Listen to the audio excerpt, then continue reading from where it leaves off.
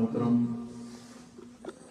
اللہ تعالیٰ کا فضل و احسان ہے، ہماری یہ جو ہفتہ وار محفلیں ذکر و دعا ہوتی ہے، اس میں روحانیت بھی ہوتی ہے، ذکر بھی ہوتا ہے، علم بھی ہوتا ہے، دعا بھی ہوتی ہے، اور یہ خوش قسمت لوگوں کو ایسے مواقع ملتے ہیں۔ آپ سب خوش قسمت لوگ ہیں، اللہ تعالیٰ آپ سب کو اپنی بارگاہ سے جزائے خیر عطا فرمائے۔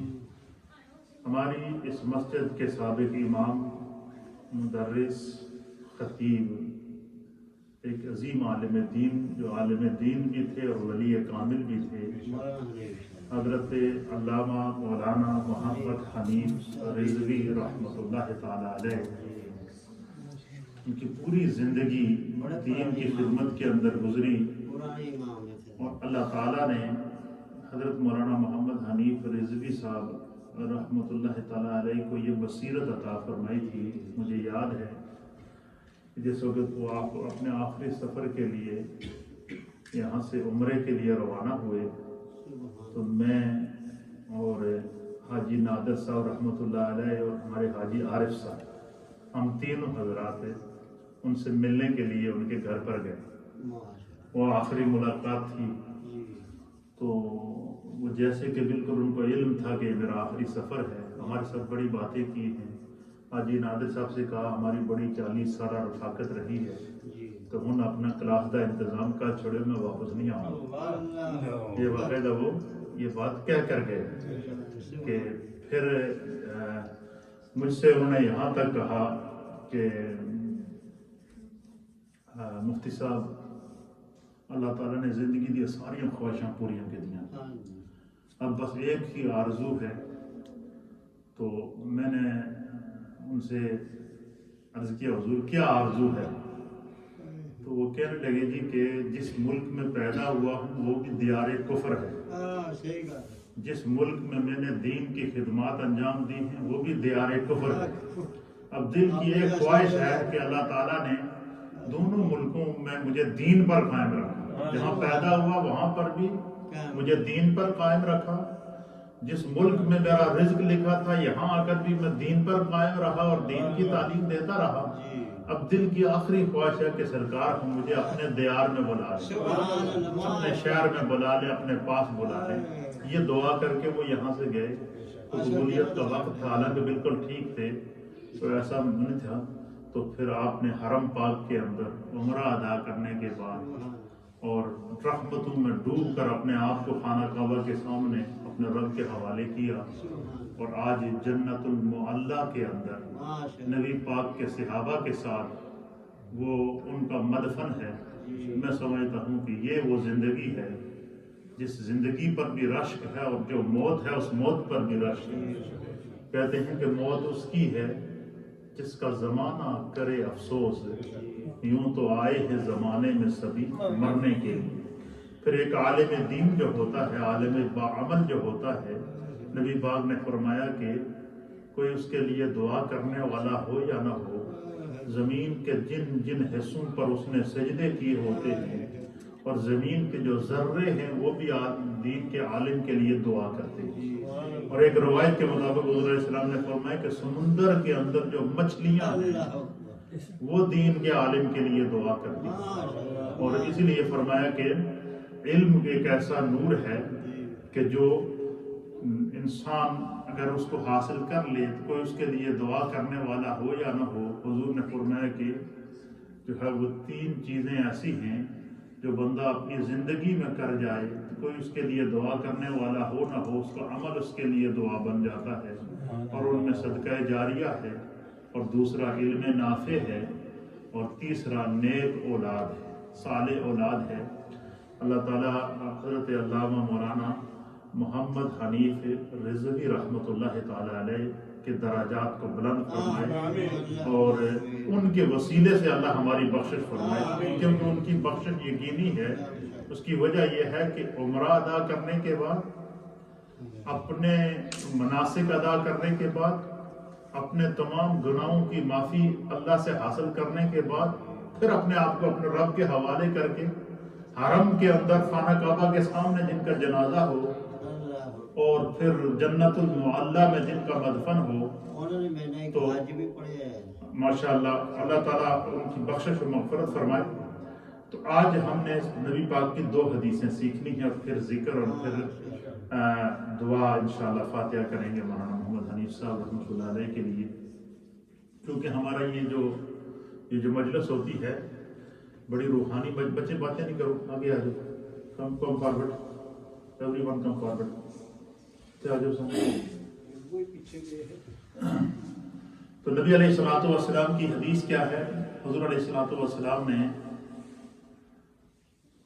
فرمایا کہ ہر شخص اگر چاہتا ہے کہ خدا اس کو دنیا میں بھی کامیاب کرے، آخرت میں بھی کامیاب کرے، اس کی زندگی پر اللہ کو بھی ناز ہو، رسول اللہ کو بھی ناز ہو، اہل ایمان کو بھی ناز ہو، حضور نے فرمایا کہ اس بندہ مومن کو چاہیے کہ وہ اپنے نفس کا محاسبہ کرے۔ کیا کرے؟ اور جو اپنے نفس کا محاسبہ کرتا ہے تو اس کے بارے میں اللہ کے حبیب علیہ الصلوۃ والسلام نے کیا فرمایا؟ میرے سامنے حدیث ہے اور اس حدیث کو امام ترمذی نے سنن ترمذی کے اندر نقل فرمایا ہے، اور حدیث نمبر ہے 2459، اور سنن ابن ماجہ کے اندر اس حدیث کا نمبر ہے 4260۔ عن شداد بن اوس رضی اللہ تعالی عنہ، حضرت شداد بن اوس رضی اللہ تعالی عنہ اس حدیث کے راوی ہیں۔ آپ کہتے ہیں کہ قال رسول اللہ صلی اللہ تعالی علیہ وآلہ وسلم، کہ اللہ کے پیارے حبیب علیہ السلام نے ارشاد فرمایا کہ الکیس من دان نفسہ وعمل لما بعد الموت والعاجز من اتبع نفسہ ہواها ثم تمنا علی اللہ۔ اللہ کے حبیب علیہ السلام کی بارگاہ میں عرض کیا کہ یا رسول اللہ، دنیا میں عقل مند بندہ کیڑا ہے؟ حضور سے کیا سوال کیا گیا؟ دنیا میں عقل مند انسان کون سا ہے، اور عقل مند انسان کی پہچان کیا ہے؟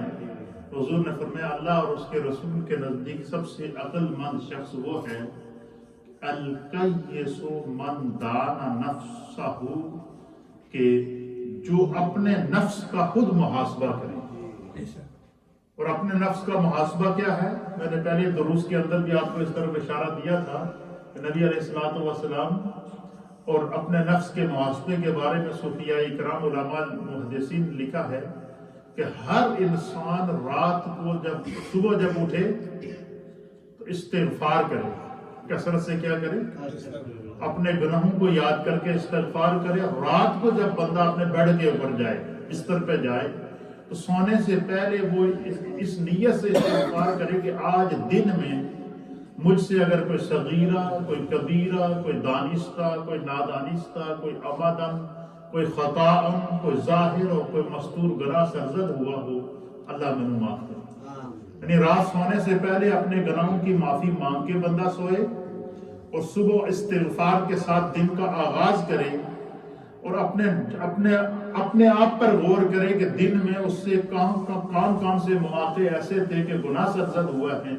فرمایا اس کو محاسبہ نفس کہتے ہیں، کہ انسان اپنے نفس کا محاسبہ کرتا ہے۔ فرمایا جو اپنے نفس کا محاسبہ کرتا ہے خدا بند قدوس اسے قیامت کے محاسبے سے محفوظ رکھتا ہے۔ قیامت کے حساب و کتاب سے وہ کیا ہوتا ہے؟ محفوظ رہتا ہے۔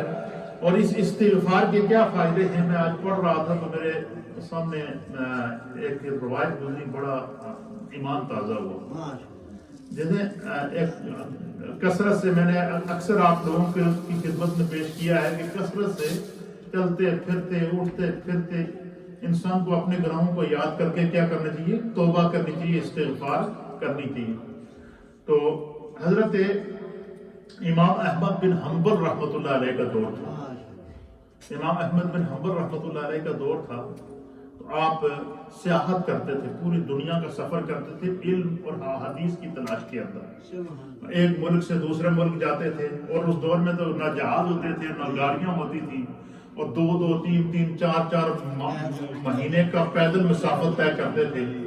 امام احمد بن حنبل رحمۃ اللہ تعالی علیہ ایک دفعہ سفر کرتے کرتے کسی ایک شہر کے اندر پہنچے اور اس شہر کے اندر پہنچے تو رات پڑ گئی تو آپ نے سوچا کہ جو شہر کی بڑی مرکزی جامع مسجد ہے اس کے اندر میں جو ہے عشاء کی نماز ادا کرتا ہوں.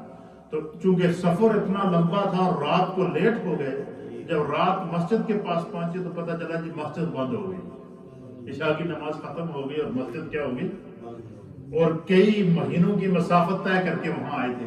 تو مسجد کے دروازے کے باہر کھڑے اب سوچ رہے تھے امام احمد بن حنبل کہ میں رات کے کہاں گزاروں، تو کہیں نہ کہیں ان کو پڑاؤ کرنا تھا. اللہ والے جہاں مصلی بچھائیں وہیں ان کا جو ہے وہ جگہ ہوتی ہے. تو ابھی مسجد کے باہر کھڑے سوچ ہی رہے تھے تو ایک سامنے ایک تندور والا تھا، نان بھائی، روٹیاں لگانے والا، کلچے لگانے والا، تو بڑا دیندار شخص تھا. تو وہ تندور والا اس نے دیکھا کہ بڑے بزرگ ہیں، سفید داڑھی ہے، سفید لباس ہے، امامہ پہنا ہوا ہے، چہرے سے نور جھلک رہا ہے اور مسجد کے باہر کھڑے ہیں. تو وہ اس نے کیا کیا، اپنا فوراً اپنے دکان بند کی، تندور بند کیا، وہ اٹھا اور آ کر اس کو نہیں پتا کہ یہ امام احمد بن حنبل ہیں. وہ ان کے پاس آ کر ان سے سلام کیا اور سلام کرنے کے بعد ان سے کہا کہ بزرگو، آپ کا چہرہ، آپ کا سراپا، آپ کی دستار اور آپ کا لب و لہجہ مجھے بتا رہا ہے کہ آپ کے اللہ کے ولی ہیں، تو اللہ کے خاص بندے ہیں اور مسافر ہیں. کیا ہیں؟ مسافر ہیں، اور ظاہر ہے اس وقت مسجد بند ہو چکی ہے، لہٰذا میں آپ کی خدمت میں درخواست کرتا ہوں کہ آپ میرے ساتھ چلیں، آپ آج رات میرے گھر پر گزاریں، میرے ساتھ گزاریں، آج آپ میرے مہمان بنیں، تو کل آپ نے جہاں جانا ہوا آپ چلے جائیں. تو باہر مسجد کے باہر مسافر کھڑا دیکھا انہوں نے، تو وہ ان کو لے گئے. امام احمد بن حنبل کہتے ہیں کہ میں نے اس شخص کو، اس نے میری مہمان نوازی کی، بڑی عزت سے مجھے گھر لے گیا، عزت سے گھر بٹھایا، کوئی جان نہیں، کوئی پہچان نہیں، کوئی واقفیت نہیں، لیکن چونکہ اللہ والوں کی پہچان تو خدا کرواتا ہے نا، ان کو تو پوسٹر لگانے کی ضرورت نہیں پڑتی، اشتہار لگانے کی ضرورت نہیں پڑتی. اور کہتے ہیں کہ وہ شخص جو ہے وہ، اس نے میری بڑی مہمان نوازی کی، کھانا کھلایا، پھر نماز، مصلی، پانی، گرم، سارا انتظامات جو ایک مہمان کی ضیافت کے لیے کیے جاتے ہیں کرتے رہے. امام احمد بن حنبل کہتے ہیں کہ جب تک میں کھانا کھاتا رہا یا جب تک وہ میری خدمت میں رہا تو میں نے اس شخص کا ایک بات دیکھی کہ اس کے جو ہونٹ تھے وہ مسلسل ہل رہے تھے، وہ کچھ پڑھ رہا تھا. وہ جو شخص، وہ جو گھر والا تھا، نان بائی جو تھا، تندوری جو تھا، وہ کچھ پڑھ رہا تھا اور مسلسل اس کے ہونٹ ہل رہے تھے. امام احمد بن حنبل کہتے ہیں کہ میں نے جب رات سونے سے پہلے میں نے اس شخص سے پوچھا کہ یار کافی دیری سے میں تمہیں دیکھ رہا ہوں، تو ایک تو اللہ تعالیٰ تمہیں جزائے خیر دے، تو انہوں نے ایک مسافر کو جو ہے وہ پناہ دی ہے اور خدمت بھی کی ہے، مہمان نوازی بھی کی ہے، لیکن ایک بات میں نے دیکھی ہے کہ میں مسلسل دیکھ رہا ہوں کہ تو کچھ پڑھ رہا ہے، تیرے ہونٹوں سے کسی چیز کا ورد جاری اور ساری ہے، تو کیا ورد کرتا ہے، کیا وظیفہ کرتا ہے؟ تو اس شخص نے کہا کہ حضور میں کوئی پڑھا لکھا بندہ تو ہوں نہیں، سادہ سا بندہ، لیکن ایک میری عادت ہے، ٹھیک ہے، کہ میں جدو بھی تسبیح روزانہ چلتے پھرتے اٹھتے بیٹھتے میں پڑھتا ہوں استغفر اللہ ربی من کل ذنب واتوب الیہ، استغفر اللہ ربی من کل ذنب واتوب الیہ، استغفر اللہ ربی من کل ذنب واتوب الیہ.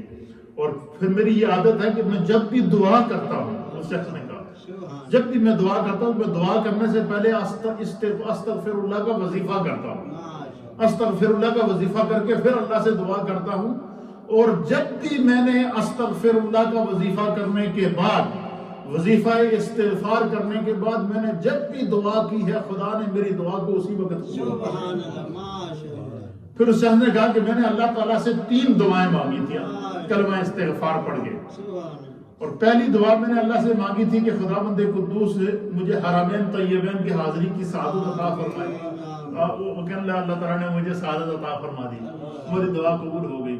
پھر ایک اور دعا اس نے بتائی کہ میں نے ایک اور دعا اللہ کی بارگاہ میں مانگی تھی تو خدا نے وہ بھی دعا بھی میری قبول کر لی. اور میں نے اللہ کی بارگاہ میں ایک اور دعا کی ہوئی ہے، وہ ابھی تک قبول نہیں ہوئی. انہوں نے پوچھا جی وہ کیا دعا تو نے کی؟ مطلب میں نے 100 مرتبہ کلمہ استغفار پڑھنے کے بعد اللہ سے دعا کی ہے کہ یا اللہ میری زندگی میں مجھے احمد بن حنبل کا دیدار کرا دے، یا اللہ میری زندگی میں مجھے امام احمد بن حنبل کی زیارت کرا دے، کیونکہ وہ رہتے دوسرے ملک کے اندر ہیں، میرے پاس اتنا وسائل نہیں ہے کہ میں چل کے وہاں جا سکوں۔ تو میں نے اللہ تعالیٰ سے آج ہی استغفار پڑھ کے دعا کی ہے کہ یا اللہ مجھے جو ہے وہ امام احمد بن حنبل کا دیدار کرا۔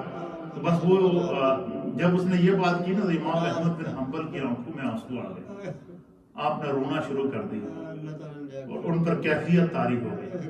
تو انہوں نے ان سے کہا جی کہ مجھے تمہارے پاس خدا نے بھیجا ہے، میں خود نہیں آیا ہوں، مجھے اللہ نے بھیجا ہے اور خدا نے تیری دعا کو قبول کیا، اور اسی فقیر کو احمد بن حنبل کہتے ہیں۔ دیکھیں ایک سادہ آدمی، کوئی عالم نہیں، کوئی کچھ نہیں، اس کا ایک وظیفہ کیا جو وہ جانتا تھا اس نے وہی پڑھا۔ اس لیے میرے دوستوں، میرے بزرگوں، جب خدا اپنے ذکر کی توفیق دے دے نا تو اس ذکر، جو بھی ذکر، نبی پاک کی حدیث ہے کہ جتنا بھی کوئی وظیفہ کرو چاہے عمل تھوڑا ہو لیکن اس میں دوام ہونا چاہیے، اس میں تسلسل کو نہ توڑیں۔ اس حدیث کے اندر بھی حضور علیہ الصلوۃ والسلام نے فرمایا کہ عقل مند شخص وہ ہے جڑا اپنے نفس کا محاسبہ کرتا ہے، اپنے گناہوں کو یاد کر کے اپنے رب کی بارگاہ میں استغفار کرتا ہے، اپنے گناہوں کو یاد کر کے اپنے رب کی بارگاہ میں توبہ کرتا ہے، اپنے گناہوں کو یاد کر کے۔ پھر حضور علیہ الصلوۃ والسلام نے فرمایا کہ الکیس من دان نفسہ، عقل مند شخص وہ ہے کہ جو اپنے نفس کا خود محاسبہ کرتا ہے، وہ عمل لما بعد الموت، اور موت کے بعد ہمیشہ رہنے والی زندگی کے لیے عمل کرتا ہے۔ کیا فرمایا کہ عقل مند کی 2 نشانیاں ہیں۔ کیا پہلی نشانی کیا ہے کہ وہ اپنے نفس کا محاسبہ کرتا ہے، اپنے گناہوں کو یاد کر کے اللہ سے سچی توبہ کرتا ہے، اور دوسری نشانی کیا ہے عقل مند کی؟ فرمایا کہ اس کو دنیا میں جو خدا نے زندگی دی ہوتی ہے آخرت کے لیے اس زندگی میں عمل کرتا ہے۔ اللہ نے نمازیں فرض کی ہے، وہ نماز کو پابندی سے ادا کرتا ہے۔ خدا نے اس کے ذمہ جو حقوق لگائے ہیں وہ ان حقوق کو پابندی سے ادا کرتا ہے۔ اللہ نے اس کے ذمہ جو فرائض لگائے ہیں وہ ان فرائض کی ادائیگی کرتا ہے۔ اللہ نے اس کے ذمہ جو معمولات زندگی لگائے ہیں ان کی پابندی کرتا ہے۔ تو فرمایا کہ جو شخص اپنے نفس کا محاسبہ کرے اور اپنی آخرت کو یاد کر کے اپنی آخرت کے لیے عمل کرے تو اللہ کے حبیب فرماتے ہیں کہ وہ شخص عقل مند بھی ہے، اس کی دنیا کی زندگی بھی محفوظ ہے، اس کی برزخ کی زندگی بھی محفوظ ہے، اور اس کی آخرت کی زندگی بھی محفوظ ہے۔ اور پھر نبی علیہ الصلوۃ والسلام نے فرمایا کہ والعاجز من اتبع نفسہ، اور سرکار دو عالم صلی اللہ علیہ وسلم نے فرمایا کہ عاجز اور بے وقوف شخص وہ ہے۔ عقل مند کی ضد کیا ہے؟ بے وقوف۔ عقل مند کیا ہے کہ اپنے نفس کو یاد کر کے اپنے گناہوں کی معافی مانگے اور اپنی آخرت کو یاد کر کے دنیا کی زندگی میں آخرت کے لیے عمل کرے۔ اپنی دنیا کی زندگی میں اپنی آخرت کے لیے فکر مند رہنا، یہ عقل مندی ہے۔ اور اس عقل مند کو اللہ کے رسول نے عقل مند کہا ہے، اس عقل مند کو خدا کی طرف سے عقل مند کہا جا رہا ہے۔ اس عقل مند کو جو ہے نبی علیہ الصلوۃ والسلام نے فرمایا کہ جو بندہ دنیا کی زندگی میں آخرت کو یاد کرتا ہے اور اپنے نفس کا محاسبہ کرتا ہے۔ اور فرمایا بے وقوف شخص کون سا ہے، عاجز شخص کون سا ہے؟ حضور علیہ الصلوۃ والسلام نے فرمایا کہ جو من اتبع نفسہ ہواہا، حضور نے فرمایا کہ جڑے اپنے نفس دی خواہشاں کی اتباع کرتا ہے، پیروی کرتا ہے۔ کیا کرتا ہے؟ نفس کہتا ہے جی کہ فلاں جگہ چلا جاؤ تو کچھ نہیں ہوئے گا، شیطان بھڑکا دیتا ہے، لوگ دوستوں کی دوستی کے اندر آ کے، یاروں کی یاری کے اندر آ کے پتہ چلا جی میرا فلاں دوست فلاں پب کے اندر جاتا ہے، وہاں فلاں شخص جاتا ہے، اس طریقے سے ایک دوسرے کے ساتھ مل کے جو وہ شراب جو خدا نے حرام کی ہے، ہمارا نوجوان ہمارے لوگ اس طرف جا رہے ہیں، اور کس میں دوستی کے چکر میں، دوستی کے چکر کے اندر جو ہے وہ ہم گناہوں کی وادی میں قدم رکھ رہے ہیں۔ تو اللہ کے حبیب علیہ السلام نے فرمایا کہ سب سے بیوقوف شخص وہ ہے کہ جو اپنے نفس کو خواہشیات پر لگا دے، دنیاوی گناہوں کی طرف اپنے آپ کو لگا لے، معصیت کی طرف اپنے آپ کو لگا لے، بری صحبت کی طرف اپنے آپ کو لگا لے، اور پھر اللہ تعالیٰ کو رحمت کی امید بھی رکھے اور کہ میری دعا بھی قبول ہو جائے۔ کام یہ نہیں دیکھتا کہ میں کام کی کرنا، شراب پیتے ہوئے جو ہے وہ توبہ یاد نہیں آئی، بدکاری کرتے ہوئے توبہ یاد نہ آئی، گناہ کرتے ہوئے توبہ یاد نہ آئی، اور اپنے نفس کو جو ہے وہ خوش کرتے ہوئے جو ہے وہ گناہ کی وادی میں قدم رکھتا رہا، اور ساتھ میں اللہ سے رحمت کی امید بھی رکھتا ہے، حضور نے فرمایا کہ اللہ تعالیٰ سے رحمت اور اس کا کرم اور اس کی طرف سے بخشش اس شخص کو ملے گی جو اپنے گناہ سے سچی توبہ کرے۔ فرمایا کہ جڑا شخص اپنے نفس کو خوش بھی کرے تو کہ خدا سے، علامہ اقبال رحمۃ اللہ علیہ نے کہا تھا جو عجیب مسلمانی ہے، ابلیس سے یارانہ بھی ہے، اور اپنے آپ کو جو ہے وہ ابلیس نال دوستی بھی لائی ہے، اور بندہ کہ میں بڑا مومن بھی ہوں اور بڑی دعا میں بڑا نمازی بھی ہوں۔ تو فرمایا کہ اپنے نفس کی پیروی کو نہ کرو، نفس کی پیروی جب وہ گناہ کی معاملات میں نفس کی پیروی نہ کرو۔ تو فرمایا کہ بیوقوف شخص وہ ہے جو اپنے نفس کو خواہشات پر لگائے رکھتا ہے، بری صحبتوں میں لگائے رکھتا ہے، گناہوں میں لگائے رکھتا ہے، اور رحمت الہی کی آرزو بھی رکھتا ہے۔ ثم تمنا علی اللہ، پھر اللہ تعالیٰ نے امید بھی لانا جی کہ چلو جی ایک کوٹ پی چھوڑیا، دو کوٹ پی چھوڑے، دو چار اور صحبتوں میں چلا گیا، اللہ تعالیٰ بخشش ہو ہی جائے۔ بخشش تو تاں ہوگی جب چھوڑ کے توبہ کرے گا، بری کام چھوڑ کے توبہ کرے گا، برے گناہ چھوڑ کے توبہ کرے گا تو پھر بخشش ہوگی۔ اللہ کے حبیب نے فرمایا کہ جو شخص اپنے نفس کی پیروی کرتا ہے اور پھر دعاؤں میں بڑی لمبیاں مانگتا ہے تو فرمایا کہ وہ شخص بے وقوف ہے، وہ اپنے آپ کو کیا کر رہا ہے؟ دھوکہ دے رہا ہے۔ یہ اس حدیث کا یہ ہمارا اور آخری حدیث نبی علیہ الصلوۃ والسلام نے، دیکھیں ہم میں سے ہر شخص کی یہ خواہش ہوتی ہے کوئی چنگا کاروبار ہو، تو اللہ تعالیٰ نے کاروبار کے اندر بڑی کیا رکھی ہے؟ برکتیں رکھی ہیں۔ کاروبار جو لوگ کرتے ہیں ان کو خداوند قدوس نے ان کے رزق کے اندر بڑی برکتیں رکھی ہیں۔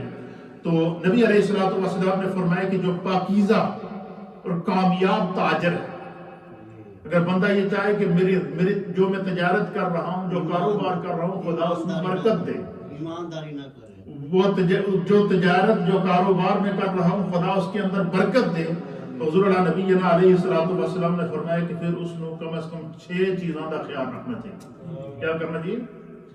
6 چیزوں کا اگر وہ اپنے کاروبار میں خیال رکھے گا تو فرمایا اس کا کاروبار، اس کی تجارت، اس کے اندر نفع بھی ہوگا، اس میں خدا برکت بھی دے گا، اس کو اللہ نہ ختم ہونے والا رزق عطا فرمائے گا۔ اور کیا فرمایا نبی علیہ الصلوۃ والسلام نے فرمایا کہ بہترین کمائی ان تاجروں کی ہے، ان میں سے سب سے پہلی شرط تجارت کے لیے کیا ہے؟ حضور نے فرمایا کہ جب جو بھی بات کہیں، اپنا سودا بیچنے کے لیے، اپنے کاروبار کرنے کے لیے، اپنے جو ہے وہ جو جس چیز کا وہ کاروبار کر رہا ہے اس کو بیچنے کے لیے، فرمایا جو بھی بات کرے اس میں جھوٹ نہ بولے، فرمایا بات ہمیشہ سچی کرے، چاہے اس میں اس کو نفع ہو رہا ہو یا نقصان ہو رہا ہو، جو مال اس نے رکھا ہوا ہے اگر اس میں کوئی کھوٹ ہے تو سامنے بتا دے۔ اور سرکار نے فرمایا کہ بات کہیں تو کبھی جھوٹ نہ بولے، جو تاجر اپنے مال کو، اپنی تجارت کو کرتے ہوئے جھوٹ نہیں بولتا، حضور نے فرمایا خدا اس کی تجارت کے اندر دن بدن برکتیں پیدا کرتا۔ اور نمبر 2 کیا؟ سرکار دو عالم صلی اللہ علیہ وسلم نے فرمایا کہ تاجر جو ہوتا ہے وہ امانت دار بھی ہوتا ہے۔ وہ کیا ہوتا ہے؟ امانت دار بھی ہوتا ہے۔ اور فرمایا کہ جو تاجر ہو اس کے پاس اگر کوئی امانت رکھی جائے تو وہ اس میں خیانت نہ کرے، خدا اس کے کاروبار میں برکت پیدا فرمائے گا۔ اور تیسری چیز کیا؟ نبی علیہ الصلوۃ والسلام نے فرمایا کہ تاجر کے لیے ضروری ہے کہ جب وہ کسی سے وعدہ کرے تو اس کی وعدہ خلافی نہ کرے، وہ وعدہ پورا کرے، اللہ اس کے کاروبار میں بھی برکت دے گا، خدا اس کی تجارت میں بھی برکت پیدا فرمائے گا۔ اور 5ویں چیز کیا ہے؟ حضور نبی علیہ السلام نے فرمایا کہ اگر تم چاہتے ہو کہ تمہارے کاروبار کو ترقی ہو اور عروج ملے تو سرکار دو عالم صلی اللہ علیہ وسلم نے فرمایا کہ جب تم مال خریدنے کے لیے جاؤ، تاجر تو وہی ہے نا، پہلے مال خریدتا تو پھر آگے بیچتا ہے، تو فرمایا جب مال خریدنے کے لیے جاؤ تو اس مال کی مذمت نہ کرو جس سے مال لے رہے ہو، یہ نہ کہو کہ تمہارے مال میں یہ نقص ہے، یہ نقص ہے، یہ نقص ہے۔ اچھا یہ بات کہہ کر اگر بندہ لے مال تو وہ تو دے دے گا اس کو، تو اس نے تجارت کرنی ہے، اور وہی مال جس کو نقص نکال کر خریدا ہے اب اس کو جب بیچ رہا ہے تو اس کی فضیلت بیان کر، اس جیسا چنگا مال تے کوئی ہے ہی نہیں،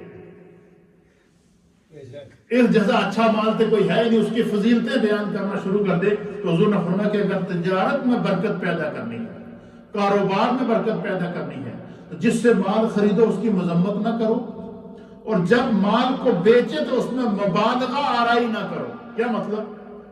جب مال خرید رہا تھا کہ تھوڑے مال کی تیار ہے، برکت عیب ہے، تھوڑا مال سڑیا ہے، تمہارا مال چھوٹ فراں ہے، امکان ہے، جس طرح کے لوگ، اور اکثر یہ ہمارے لوگوں کی ہوتی ہے، جب مال خریدنے جاتے ہیں تو اس میں عیب نکالتے ہیں، اور وہی مال خرید کے جب بیچتے ہیں تو اس کی اتنی فضیلت بیان کرتے ہیں، اتنی فضیلت بیان کرتے ہیں، اس کے اتنے فضائل بیان کرتے ہیں کہ پتہ چلتا ہے کہ مارکیٹ جو بنایا ہی اس نے اپنے ہاتھوں نہ لے۔ تو نبی پاک نے فرمایا کہ اگر تجارت کے اندر کامیابی چاہتے ہو، کاروبار میں کامیابی چاہتے ہو، تو جب مال خریدو تو اس کی مذمت نہ کرو، جب مال بیچو تو اس میں مبالغہ نہ کرو۔